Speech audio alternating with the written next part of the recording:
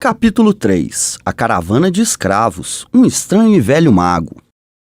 Os companheiros passaram a noite sem dormir, confinados em uma jaula com barras de ferro sobre rodas, na praça da cidade de Solace.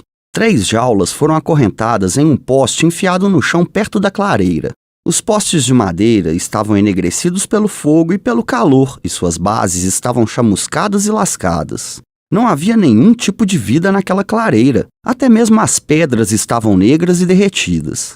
Quando amanheceu, eles foram capazes de ver mais prisioneiros nas outras jaulas. A última caravana de escravos que partia de Solace para Paxtarcas seria guiada pelo próprio Coatiliquet, que tinha decidido aproveitar esta oportunidade para impressionar Lord Verminard, que estava morando em Paxtarcas.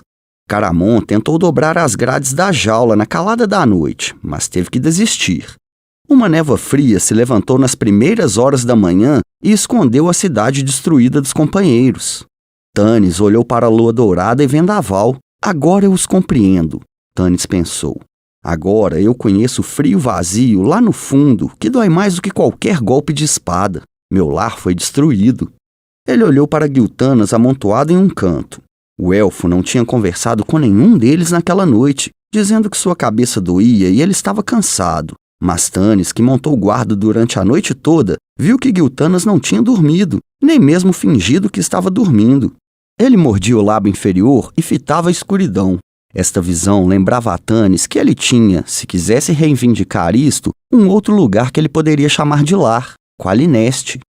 Não, Tanis pensou, apoiando-se contra as grades. Qualineste nunca tinha sido um lar, foi simplesmente um lugar onde eu vivi. Coatiliquet Toed emergiu da névoa, esfregando as mãos rechonchudas e trazendo um sorriso largo nos lábios enquanto observava com orgulho a caravana de escravos. Talvez eu consiga alguma promoção com isto, uma bela colheita, considerando-se que havia restado muita pouca coisa nesta cidade destruída pelo fogo. Lord Verminard haveria de ficar contente, especialmente com este último grupo. Principalmente aquele grande guerreiro, um excelente espécime. Ele provavelmente seria capaz de fazer o trabalho de 3 homens nas minas. O Alto Bárbaro também daria bons resultados. Talvez tivesse que matar o cavaleiro. Os solâmicos eram conhecidos por não cooperarem. Mas Lord Verminard com certeza apreciará as 2 fêmeas, bem diferentes entre si, mas adoráveis. O próprio Toed tinha sempre sentido uma certa atração pela garçonete ruiva, com seus encantadores olhos verdes e a blusa decotada revelando propositalmente apenas o necessário de sua pele levemente sardenta para instigar a imaginação de um homem com relação ao que há além. Os devaneios do Coatiliquet foram interrompidos pelo som de aço tinindo e gritos roucos flutuando de forma sinistra pela névoa. Os gritos ficaram cada vez mais altos. Logo, quase todos os membros da caravana de escravos estavam acordados e tentando ver, apesar da névoa. Toed lançou um olhar inquieto para os prisioneiros e desejou que ele tivesse deixado alguns guardas a mais de prontidão. Os goblins, ao verem os prisioneiros se mexerem, levantaram-se e apontaram seus arcos e flechas para os vagões. O que é isto? Toed grunhiu em voz alta. Será que esses idiotas não sabem cuidar de um prisioneiro sem toda essa agitação? De repente, um grito ergueu-se acima do barulho. Era o grito de um homem atormentado pela dor, mas sua fúria tinha sobrepujado todo o resto. Giltanas ficou em pé, seu rosto estava pálido. Eu conheço aquela voz, ele disse. Teros Ferro Forjado. Eu temia por isso. Ele tem ajudado os elfos a escapar desde que a matança começou. Este Lord Verminard jurou exterminar os elfos. Giltanas observou a reação de Tanis. Ou você não sabia? Não, Tanis disse chocado. Eu não sabia. Como é que eu poderia saber? Giltanas ficou em silêncio, estudando Tanis durante algum tempo. Perdoe-me, ele disse finalmente. Parece que eu fiz um mau juízo de você. Eu achei que talvez essa fosse a razão pela qual você tinha deixado a barba crescer. Nunca! Tanis deu um salto. Como você se atreve a me acusar? Tanis, alertou Sturm. O meio-elfo virou-se e viu os guardas goblins se aglomerando na frente da jaula, as flechas apontadas diretamente para seu coração. Levantando as mãos, ele se afastou para o seu canto, no momento em que um esquadrão de hobgoblins trazia um homem alto e de constituição física poderosa. Eu ouvi dizer que Teros foi traído, Giltanas disse suavemente. Eu voltei para alertá-lo. Não fosse por ele, eu nunca teria escapado de Solace com vida. Eu deveria encontrá-lo na hospedaria a noite passada. Quando ele não apareceu, eu fiquei com medo. Coatiliquê Toed abriu a porta da jaula dos companheiros, gritando e gesticulando para os hobgoblins apressarem seu prisioneiro.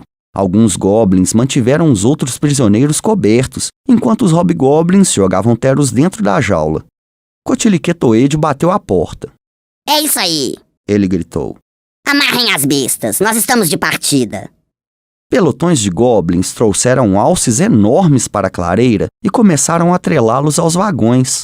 Seus gritos e a confusão ficaram registrados apenas em algum canto da cabeça de Tanis. Naquele momento, sua atenção traumatizada estava toda no ferreiro. Teros Ferro Forjado estava deitado inconsciente no chão da jaula, coberto de palha. No lugar onde deveria estar seu forte braço direito, havia um coto mutilado. Aparentemente, seu braço havia sido arrancado por alguma arma cega logo abaixo do ombro. O sangue escorria do ferimento horrível e empoçava no chão da jaula. Que isso sirva de lição para todos aqueles que ajudam os elfos.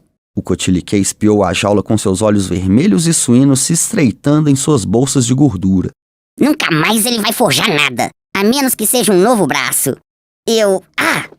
Um alce enorme trombou desajeitadamente com o Coatiliquê, obrigando-o a correr para se salvar.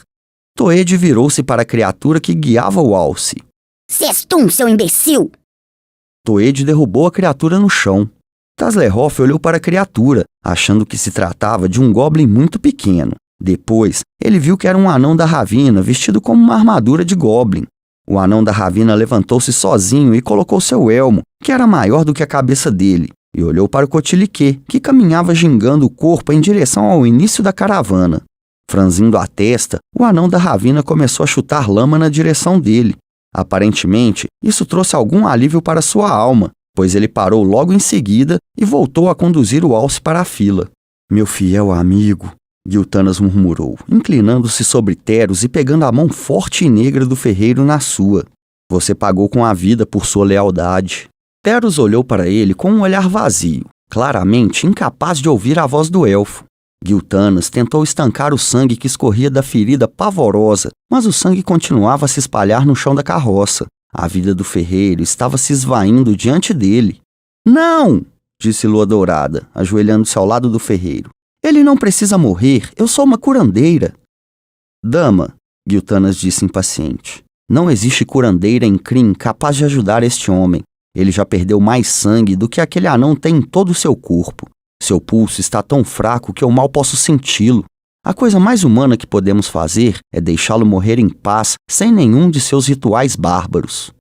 Lua Dourado o ignorou, colocou a mão na testa de Teros e fechou os olhos. Mixacal, ela rezou, amada deusa da cura, agracie este homem com sua bênção. Se seu destino ainda não foi cumprido, cure-o, para que ele possa viver e servir a causa da verdade. Giltanas começou a protestar mais uma vez, erguendo a mão para afastar Lua Dourada. Então ele parou e olhou maravilhado. O sangue tinha parado de escorrer do ferimento do ferreiro, e enquanto o elfo observava, a carne começou a cobrir o ferimento. A pele escura do ferreiro começou a ficar quente, sua respiração começou a ficar mais tranquila e fácil, e ele pareceu cair num sono saudável e calmo. Houve murmúrios de assombro e olhares pasmados dos outros prisioneiros que se encontravam nas jaulas próximas. Tanis olhou em volta assustado, tentando ver se algum goblin ou dragoniano tinha percebido, mas aparentemente todos eles estavam preocupados em atrelar os incontroláveis alces nas carroças. Giltanas voltou para seu canto com os olhos em Lua Dourada e uma expressão pensativa. Taslerhoff, empilhe um pouco dessa palha, Tanis instruiu. Caramon, você e Sturme, ajudem-me a levá-lo para um canto. Tome, Vendaval ofereceu seu manto. Pegue isso para protegê-lo do frio. Lua Dourada assegurou-se de que Teros estava confortável. Depois, voltou para seu lugar ao lado de Vendaval. O rosto dela irradiava uma paz e uma serenidade tão grandes que fez parecer que as criaturas reptilianas do lado de fora da jaula é quem eram os verdadeiros prisioneiros. Era quase meio-dia e a caravana ainda não tinha partido. Goblins se aproximaram e jogaram comida dentro das jaulas, pedaços de carne e pão. Ninguém, nem mesmo Caramon, seria capaz de comer aquela carne rançosa e fedida, e eles jogaram a comida de volta para fora. Mas devoraram o pão com avidez, pois não tinham comido nada desde a noite passada. Em pouco tempo, Toed tinha posto tudo em ordem e, depois de montar em seu pônei de pelos longos, deu ordem para partir. Sestum, o anão da ravina, trotava atrás de Toed. Ao ver o pedaço de carne caída na lama suja do lado de fora da jaula, o anão da ravina parou, pegou a carne com vontade e a enfiou na boca. As jaulas tinham rodas e cada uma delas era puxada por 4 alces. Havia 2 hobgoblins sentados em rudes plataformas de madeira. Um segurava as rédeas dos alces, o outro tinha um chicote e uma espada. Toed colocou-se na frente da fila, seguido por uns 50 dragonianos vestindo armaduras e fortemente armados. Uma outra tropa, que devia ter mais ou menos o dobro dessa quantidade de hobgoblins, entrou na fila atrás das jaulas. Depois de um bocado de confusão e muitos palavrões, a caravana começou finalmente a andar. Alguns dos residentes que sobravam em Solace olhavam para eles enquanto eles se afastavam. Se conheciam alguém dentre os prisioneiros, eles não emitiram nenhum som ou fizeram qualquer gesto de despedida. Os rostos, tanto dentro quanto fora das jaulas, eram rostos de pessoas que não eram mais capazes de sentir dor, como Tika. Eles tinham jurado nunca mais chorar. A caravana viajou para o sul, pela velha estrada que atravessava o Passo de Berma. Os hobgoblins e os dragonianos resmungavam por terem de viajar no calor do dia, mas eles se animavam e se deslocavam mais rápido quando marchavam na sombra das altas paredes dos cânions da passagem. Apesar de sentirem frio no cânion, os prisioneiros tinham suas próprias razões para se sentirem gratos. Eles não tinham mais que olhar para sua terra natal destruída. Já era noitinha quando eles saíram das estradas sinuosas do cânion e chegaram a Berma. Os prisioneiros espremeram-se contra as grades para dar uma olhada no próspero mercado da cidade. Mas agora havia somente 2 muros baixos de pedra, derretidos e enegrecidos, marcando o local onde antes erguia-se a cidade. Nenhum sinal de uma criatura viva. Os prisioneiros sentaram-se num estado deplorável. De volta à estrada, já longe dali, os dragonianos disseram que preferiam viajar à noite, longe da luz do sol. Consequentemente, a caravana fez poucas paradas até o amanhecer. Era impossível dormir nas jaulas imundas que pulavam e chacoalhavam a cada rodeira na estrada. Os prisioneiros passaram fome e sede. Aqueles que conseguiram engolir a comida que os dragonianos lhe jogaram, logo a vomitaram. Eles recebiam apenas pequenos copos d'água 2 ou 3 vezes ao dia. Lua Dourada permaneceu perto do ferreiro ferido. Apesar de não estar mais correndo risco de vida, Teros Ferro Forjado ainda estava muito doente. Ele teve uma febre alta. Enquanto delirava, ele falou da pilhagem de Solace. Teros falou de dragonianos cujos corpos, quando mortos, se transformavam em poças de ácido que queimavam a carne de suas vítimas, e de dragonianos cujos ossos explodiam depois que eles morriam, destruindo tudo dentro de um certo raio. Tanis escutou o ferreiro reviver um terror atrás do outro até ficar com náusea. Pela primeira vez, Tanis percebeu a atrocidade da situação. Como é que eles poderiam lutar contra dragões cujo hálito era capaz de matar e cujas mágicas só não eram superiores aos feitiços dos mais poderosos utilizadores de mágicas que se conhecia? Como poderiam eles derrotar os vastos exércitos desses dragonianos, se até mesmo os cadáveres dessas criaturas tinham o poder de matar? Tudo que nós temos, Tanis pensou desconsolado, são os discos de Mishakal. E para que é que eles servem? Ele tinha examinado os discos durante a jornada de Shaktizaroth para Solace. No entanto, ele tinha conseguido ler pouco do que estava escrito. Apesar de ser capaz de entender as palavras que diziam respeito à arte da cura, Lua Dourada conseguiu decifrar pouca coisa além disso. Tudo será esclarecido para o líder do povo. Ela disse isso com uma fé inabalável. Meu objetivo agora é encontrar esse líder. Tanis desejou ser capaz de compartilhar dessa fé. Mas enquanto viajavam pelas terras destruídas, ele começou a duvidar que algum líder fosse capaz de derrotar o poder desse Lorde Verminard. Essas dúvidas só fizeram aumentar os problemas do meio-elfo. Raistlin, privado de seu remédio, tossiu até ficar numa situação quase tão ruim quanto a de Teros, e Lua Dourada passou a ter 2 pacientes em suas mãos. Felizmente, Tika ajudou a Mulher das Planícies a cuidar do mago. Tika, cujo pai tinha sido uma espécie de mágico, olhava com admiração todos aqueles que eram capazes de fazer alguma mágica. Na verdade, foi o pai de Tika que, sem intenção, introduziu Raistlin na arte da magia. O pai de Hastings levou os irmãos gêmeos e sua enteada, Kitiara, ao festival de fim de verão, onde as crianças viram o magnífico Eilan fazer seus truques de ilusionismo. Caramon, que na época tinha 8 anos de idade, ficou rapidamente entediado e concordou prontamente em acompanhar sua meia-irmã adolescente no evento que tinha atraído sua atenção, a esgrima. Hastings, magro e frágil já naquela época, não conseguia participar de um esporte tão ativo. Ele passou o dia inteiro assistindo o Eilan, o ilusionista. Quando a família voltou para casa naquela noite, Hastings impressionou a todos por ser capaz de reproduzir com perfeição todos os truques. No dia seguinte, seu pai levou-o para estudar com um dos grandes mestres das artes mágicas. Tika tinha sempre sentido admiração por Hastings e tinha ficado impressionada com as histórias que ela ouvira sobre sua misteriosa jornada até as lendárias torres da alta magia.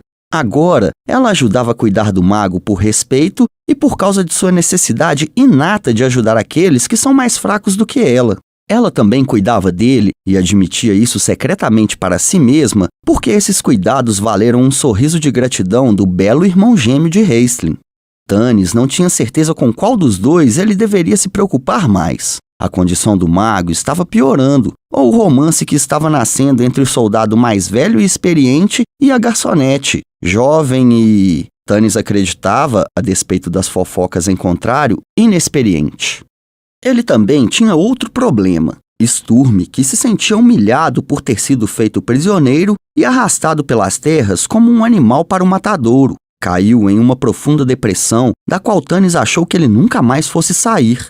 Sturm ficava o dia inteiro sentado, olhando para fora da jaula por entre as grades, ou, o que talvez fosse pior, entregava-se a períodos de sono profundo dos quais era impossível acordá-lo. Por último, Stannis ainda tinha que cuidar do seu conflito interior, que se manifestava fisicamente no fato do elfo ficar sentado em um canto da jaula. Toda vez que ele olhava para Giltanas, as memórias que Stannis tinha de seu lar em Qualineste o assombravam. Quando eles se aproximaram de sua terra natal, as memórias que ele pensou estarem enterradas e esquecidas para sempre tomaram conta de sua mente, e cada toque delas era tão frio quanto o toque dos desmortos da Mata Escura. Giltanas, amigo de infância, mais do que amigo, um irmão. Criados na mesma residência e mais ou menos com a mesma idade, os dois tinham brincado, lutado e gargalhado juntos. Quando a irmã caçula de Giltanas cresceu o suficiente, os meninos permitiram que a cativante criança loura se juntasse a eles. Um dos maiores prazeres desses três era provocar o irmão mais velho, Portius, que era um jovem forte e sério, que havia tomado para si desde muito jovem as responsabilidades e tristezas de seu povo. Giltanas, Laurana e Portius eram filhos do Orador dos Sóis, o governante dos Elfos de Qualineste, uma posição que Portius herdaria após a morte de seu pai. Alguns habitantes do reino élfico acharam estranho o Orador acolher em sua casa o filho bastardo da esposa de seu irmão já falecido, depois que ela foi estuprada por um guerreiro humano. Ela morreu de desgosto poucos meses depois do nascimento de seu filho mestiço. Mas o Orador, que tinha opiniões bastante sólidas com relação à responsabilidade, acolheu a criança sem hesitação. Foi somente anos mais tarde, quando ele assistia com crescente preocupação o desenvolvimento do relacionamento entre sua filha adorada e o meio-elfo bastardo, que ele começou a se arrepender de sua decisão. A situação confundiu Stannis também. Por ser meio humano, o jovem adquiriu uma maturidade que a jovem elfa, por ter um desenvolvimento mais lento, não era capaz de entender. Stannis viu a infelicidade que a união entre eles traria para a família que ele amava. Ele também se sentia incomodado pelo conflito interior que iria atormentá-lo o resto de sua vida. A luta constante entre o elfo e o humano dentro dele. Com 8 anos de idade, que corresponde a 20 anos entre os humanos, Stannis saiu de Qualinost. O Orador não ficou triste ao ver Stannis partir. Ele tentou esconder seus sentimentos do jovem meio-elfo, mas ambos sabiam. Giltanas não tinha sido tão diplomático. Ele e Stannis tinham trocado palavras amargas sobre Laurana. Passaram-se anos antes da dor provocada por aquelas palavras desaparecer, e Stannis se punha a pensar se ele tinha realmente esquecido e perdoado. Estava claro que Giltanas não tinha feito nenhum dos dois. A jornada para esses dois foi muito longa. De vez em quando, Stannis dava algumas indiretas e ficou imediatamente ciente de que Giltanas havia mudado. O jovem elfo Lorde tinha sido sempre aberto e sincero, divertido e amável. Ele não invejava as responsabilidades que seu irmão mais velho tinha, devido ao seu papel de herdeiro do trono. Giltanas era um catedrático, um amante das artes mágicas, embora nunca as tivesse levado com a mesma seriedade que Raistlin. Ele era um excelente guerreiro, embora não gostasse de lutar, como todos os elfos. Ele era profundamente devotado à sua família, especialmente sua irmã, mas agora ele estava triste e mal-humorado, uma característica incomum entre os elfos. A única vez que ele demonstrou interesse em alguma coisa foi quando Caramon começou a planejar uma fuga. Giltanas disse-lhe rispidamente para esquecer aquilo, pois ele iria estragar tudo. Quando foi pressionado para explicar melhor o porquê, o elfo ficou quieto, murmurando alguma coisa sobre probabilidades esmagadoras. Ao nascer do sol no terceiro dia, o exército dragoniano estava extenuado devido à longa marcha noturna e ansioso para descansar. Os companheiros tinham passado mais uma noite sem dormir e não esperavam nada além de mais um dia frio e lúgubre. Mas de repente, as jaulas pararam. Tanis levantou os olhos, intrigado pela mudança na rotina. Os outros prisioneiros levantaram-se e olharam para fora das grades. Eles viram um velho usando um roupão longo, que parecia já ter sido branco, e um chapéu pontudo muito judiado. Ele parecia estar falando com uma árvore. Eu disse! Você me ouviu! O velho balançou seu cajado já gasto para o carvalho. Eu disse para se mover e eu estou falando sério. Eu estava sentado nessa pedra. Ele apontou para uma pedra grande. Apreciando o sol da manhã em meus ossos velhos, quando você teve a audácia de lançar sua sombra sobre ela e me esfriar. Saia já daí! A árvore não respondeu, nem tampouco se moveu. Eu não tolerarei mais sua insolência! O velho começou a bater na árvore com seu cajado. Mova-se! Ou eu vou! Alguém coloca esse doido numa jaula! Cotiliquetoide gritou enquanto galopava em direção à retaguarda da caravana. Tire suas mãos de mim! O velho gritou com sua voz estridente para os dragonianos que correram e o interpelaram. Ele bateu debilmente neles com seu cajado até eles o tirarem de si. Prenda a árvore! Ele insistiu.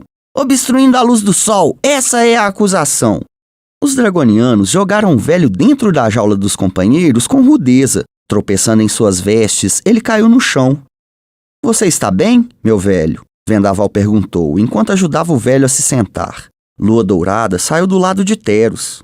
Sim, meu velho, ela disse suavemente. Você está ferido? Eu sou uma clériga de... Michacal! Ele disse, olhando para o amuleto que ela trazia em volta do pescoço. Que interessante! Muito interessante! Ele fixou os olhos nela, maravilhado. Você não parece ter 300 anos de idade. Lua Dourada piscou, sem saber como reagir. Como você sabia? Você reconheceu? Eu não tenho 300 anos. Ela estava ficando confusa. É claro que você não tem. Desculpe, querida. O velho deu um tapinha na mão dela. Nunca comente a idade de uma dama em público. Perdoe-me. Não acontecerá novamente. Será nosso segredo. Ele disse sussurrando. Taz e Tika começaram a rir. O velho olhou em volta. Foi gentil da sua parte parar para me dar uma carona. A estrada para Qualinost é longa. Nós não estamos indo para Qualinost, disse Giltanas com firmeza. Nós somos prisioneiros indo para as minas de escravos de Paxtarcas. Hã? O velho olhou em torno distraidamente. Então tem outro grupo vindo para cá daqui a pouco? Eu poderia ter jurado que este era o grupo. Qual é seu nome, meu velho? Tika perguntou. Meu nome? O velho hesitou, franzindo a testa. Fizban? Sim, é isso. Fizban. Fizban? Taslehoff repetiu, quando a jaula começou a se mover novamente. Isso não é um nome. Não é? O velho perguntou tristonhamente. Que pena, eu gostava tanto dele. Eu acho que é um nome esplêndido, Tika disse, olhando feio para Taz. O Kender calou a boca e se encolheu em um canto, de olho nas bolsas que estavam penduradas no ombro do velho. De repente, Raistlin começou a tossir e todos voltaram a atenção para ele. Seus acessos de tosse estavam ficando cada vez piores. Ele estava exausto e era óbvio que ele estava sentindo dor. A pele dele estava muito quente. Lua Dourada era incapaz de ajudá-lo. A clériga não era capaz de curar o que quer que fosse que estava queimando o mago por dentro. Caramon ajoelhou-se ao lado dele, enxugando a saliva misturada com sangue que manchava os lábios de seu irmão. Ele tem que tomar daquela coisa que ele bebe. Caramon olhou angustiado. Eu nunca ouvi assim tão ruim. Se eles não ouvirem pela razão... O homem franziu a testa. Eu vou quebrar a cabeça deles. Eu não me importo com quantos deles existam. Nós falaremos com eles quando pararmos para pernoitar, Tanis prometeu, embora ele fosse capaz de adivinhar a resposta do Cotiliquê. Desculpem-me, disse o velho. Posso? Fisban sentou-se ao lado de Raistlin. Ele colocou a mão na cabeça do mago e disse algumas palavras num tom muito carrancudo. Caramon, que estava ouvindo atentamente, escutou. Fistandan e... Não é hora. Com certeza, aquela não era uma prece de cura, como a que Lua Dourada havia tentado, mas o homem zarrão notou que seu irmão tinha reagido. No entanto, a reação foi surpreendente. Os olhos de Raistlin piscaram rapidamente, depois se abriram. Ele olhou para o velho com uma expressão de terror e segurou o punho de Fisban com sua frágil e delicada mão. Durante um instante, deu a impressão que Raistlin conhecia o velho. Depois, Fisban passou a mão sobre os olhos do mago. O olhar de terror desapareceu, substituído por um olhar confuso. Olá! Fisban sorriu exultante. Meu nome é... Fisban. Ele lançou um olhar carrancudo para Taslerhoff, desafiando o Kender a rir. Você é mage? Raistlin sussurrou. Sua tosse tinha desaparecido. Por quê? Sim, eu suponho que sim. Eu sou um mage, Raistlin disse, esforçando-se para se sentar. Verdade? Fisban parecia imensamente encantado.